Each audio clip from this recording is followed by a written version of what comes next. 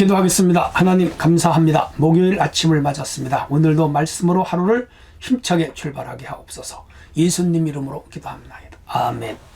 네, 오늘은요 2월 24일 목요일 아침입니다. 누가복음 15장 11절로 32절 내용이 다소 됩니다. 제가 읽겠습니다. 여러분 잘 들어주시기 바랍니다. 또 이르시되 어떤 사람에게 두 아들이 있는데 그 둘째가 아버지에게 말하되 아버지여 재산 중에서 내게 돌아올 분깃을 내게 주소하는지라.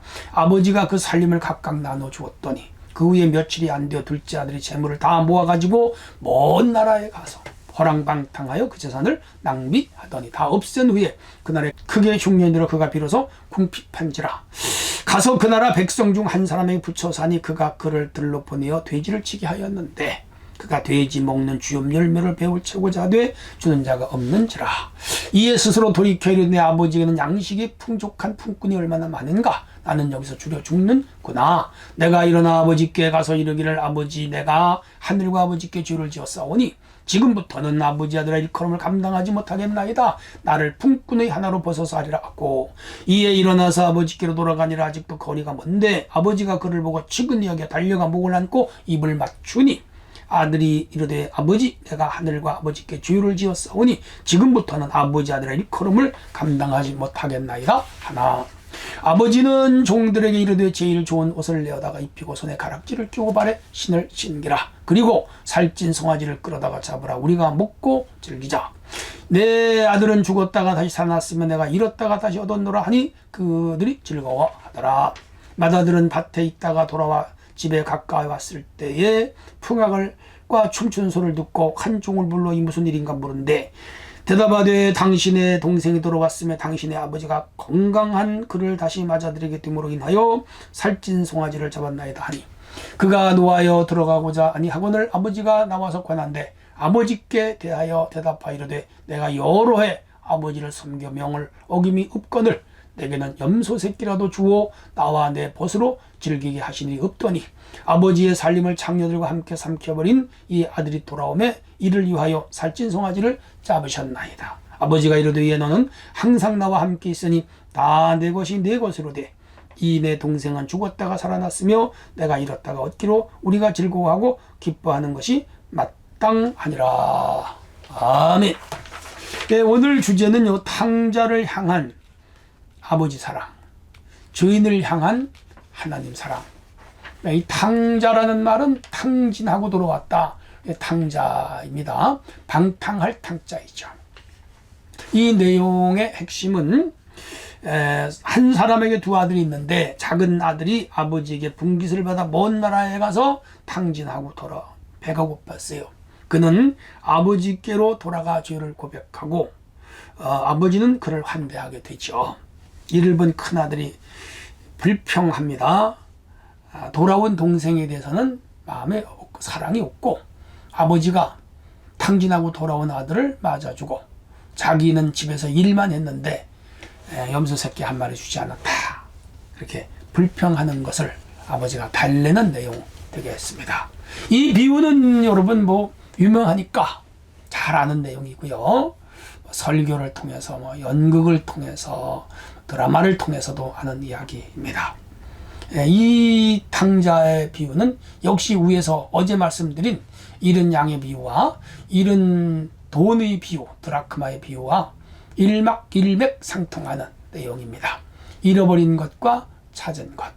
단 여기서는 장남과 차남, 차남이 나갔다가 돌아왔고 또 이 장남은 아버지를 불평하는 구조로 되어 있어요. 그래서 여기 장남은 당시 이스라엘 바리새인 같은 유대 종교인들을 의미하고 이 차남, 집을 나간 사람들은 그들이 멸시했던 죄인, 세리, 창기 이러한 하급 사회의 사람들을 의미한다. 그렇게 볼 수가 있습니다.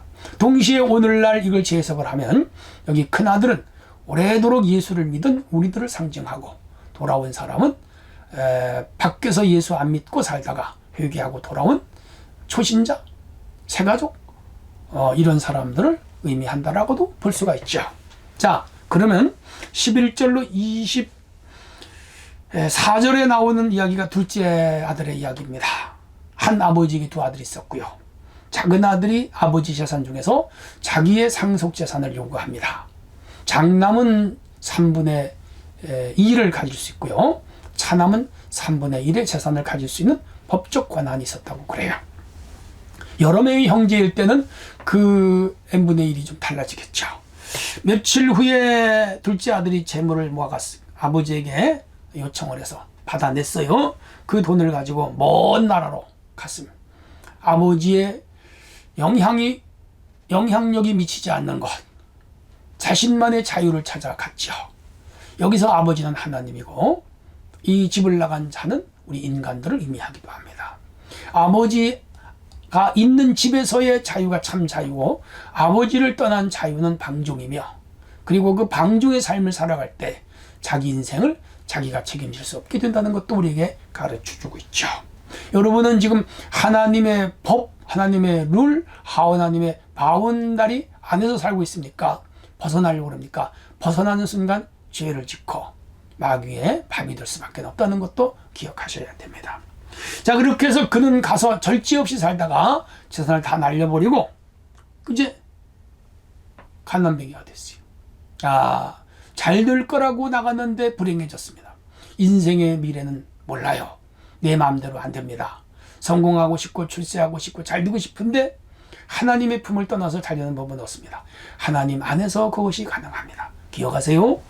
다 없앤 후에 그 나라에 흉년이 들었습니다. 설상가상이라는 말 있죠? 예, 서리가 왔는데 눈이 와버렸어요. 이게 설상가상이야.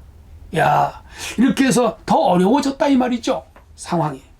그래서 그 나라 백성 중에 가서 붙여 사면서 돼지 치는 집에까지 갔습니다. 추락의 추락. 그래서 인생의 맨 꼴찌 자리에 떨어지고 말았습니다. 주염 열매로 배를 채우고 자되 주는 자가 없었다. 주염 열매는 제가 직접 보니까 맛도 없고 생김새도 이상한데 우리나라에 딱히 비유할 만한 식물이 없어요. 그래서 그냥 도토리 정도로 여러분 이해하시면 될 것 같습니다. 도토리는 못 먹어요. 써요. 맛이 없어요. 울고도 힘들어요. 밤이 맛있죠. 자, 그 정도로 이 사람의 상황은 나빠졌습니다. 그가 이 절망 중에 처했습니다. 깊이 고민합니다. 내가 왜 이렇게 됐는가? 신세한탄을 하던 중에 아버지 집을 떠나서 그렇게 됐구나. 아버지 집엔 양식도 많고 품꽃도 많고 풍족한 먹을 것도 있지 않는가. 돌아가야 되겠다. 스스로 돌이켰어요. 어제 말씀드린 양과 드라크마는 주인이 찾아다녔는데 여기 이 탕자는 사람이잖아요. 주인 아버지가 찾아온 건 아니고 기다리기만 했고 자기 스스로 돌이켜서 아버지 집으로 돌아갔다. 이게 차이입니다. 돌아갑니다. 그리고는 아버지에게 품꾼의 하나로 여겨주셔서 자기가 아들이지만 아들 역할 못했으니 아들 대접하지 말고 그냥 품꾼으로 머슴으로 생각해달라 하면서 돌아가는데 아버지가 봤어요. 돌아오는 아들을 멀리서 봤어요. 기다렸던 거. 이게 아버지 사랑이죠. 달려나갔습니다. 보니까 초라하잖아요. 해서 새 신발을 신기고 새 옷을 입히고 손에 가락지를 끼우고, 이 가락지는 아들됨의 증표라고 그래요. 넌 내 아들이다. 그렇게 하고 집에 돌아와서 목욕을 감겼겠죠. 새 옷을 입혔죠. 그리고 송아지를 잡아서 잔치를 열고 풍악을 울리며 동네 사람들을 초대해서 그야말로 페스티벌을 열은 것이죠. 그 아들이 돌아오기를 얼마나 기다렸어요. 여기서 이 아버지는 주인이 돌아오기를 기다리는 하나님의 마음을 의미합니다. 우리 주님은 오늘도 한 사람이 주께로 돌아오기를 이렇게 기다려요. 오늘 우리가 주인 한 사람을 주님 앞으로 전도할 이유가 여기에 있는 거예요. 주님의 마음을 이해하고 열심히 한 사람 한 영혼을 주님께로 인도하는 성도가 되어야 되겠습니다. 자, 한편 이 가정에 이런 즐거운 일이 있었는데 맏아들이 일을 하다가 집에로 돌아왔는데 풍악을 울리고 춤추고 사람들이 모여서 왁자지껄하고 열렸어. 그래서 한 종을 불러서 어찌된 일인가 물었더니 여차여차하고 여차여차합니다. 작은 아들이 돌아왔고 아버지가 송아지를 잡아서 잔치를 열고 있습니다. 그랬더니 이 맏아들이 화가 났어요. 그 잔치집에 안 들어가고 밖에서 지금 트릭을 하고 있어요. 화가 난 거죠. 아버지에 대한 분노, 아버지에 대한 원망, 아버지에 대한 불평이죠. 이 맏아들은 동생에 대한 애정, 사랑이 없어요. 아버지는 그렇게 잠을 안 자고 기다렸는데 형은 그 동생을 미워했어요. 돌아오지 않기를 원했어요. 이게 형과 아버지의 마음입니다. 그러자 아버지가 나왔어요. 그 큰아들도 아들이잖아요. 오히려 같이 함께 있었고 집 나갔다 돌아온 아들보다 더 귀한 아들이잖아요. 그랬더니 아버지에게 막 대들어요. 나는 아버지 명을 어긴 적이 없고 열심히 일을 했는데 나에게는 염소 새끼라도 주어서 내 친구들과 함께 언제 한번 잔치 열어본 적이 있습니까? 내쫓는 거라. 그래, 아버지 살림을 창녀들과 함께 다 삼켜버린 둘째 아들이 돌아왔는데 그를 위해서는 송아지를 잡았습니다. 이게 불공평한 거 아닙니까? 공정은 어디 갔습니까? 아버지 도대체 아버지 맞습니까? 막 이런 정도로 대들은 거죠. 아버지가 얘야 너는 항상 나와 함께 있으니 내 것이다 내 것이 아니냐. 그렇죠. 아버지가 작은 아들만 사랑했겠어요? 큰 아들 더 사랑했죠. 같이 있었잖아요. 같이 먹었잖아요. 같이 생활했잖아요. 그리고 그 가지고 있는 재산이 다 큰 아들 거잖아요. 근데 큰 아들은 그걸 못 봤어요. 그리고 동생에 대한 괘씸한 생각만 가지고 있었어요.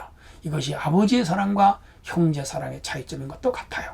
한편 여기서 이 큰아들은 당시 바리새인 그리고 사두개인 율법사 서기관 제사장 무리 같은 자들, 스스로 하나님을 잘 섬긴다는 자들인데 예수님이 세리와 죄인들을 전도하고 그들을 구원하는 걸 눈을 뜨고 보지 못해 그 꼴을 못 보는 거예요. 엿보고 시기하고 그러는 거라. 나쁜 사람이죠. 아니, 나빴다기보다는 미련한 자이죠. 그래서 32절에 내 동생은 죽었다가 살아났으며 잃었다가 얻었기로 우리가 기뻐하고 즐거워하는 것이 마땅하다. 그래요. 오늘 우리 오래 믿은 성도가 맏아들이 될 수가 있고요. 갓 돌아온 성도가 둘째라고 위에서 설명했습니다. 우리는 한 사람이 회개하고 돌아오면 누구든지 간에 그를 기뻐하고 즐거워해야 됩니다. 우리 교회 세교인이 등록을 하면 기뻐하고 즐거워해야 됩니다. 다 눈을 이렇게 흘기면서 굴러온 돌이 백인들 빼는 것 아니요 하면서 소위 텃세를 하면 왔던 교인이 상처를 받고 떠나갑니다. 우리 성도들은 마음을 열고 이런 텃세 혹은 이 큰아들과 같은 그런 마음을 갖지 않아야 되겠습니다. 하나님 아버지 오늘 하루도 승리하게 하옵소서. 예수님 이름으로 기도합니다. 아멘.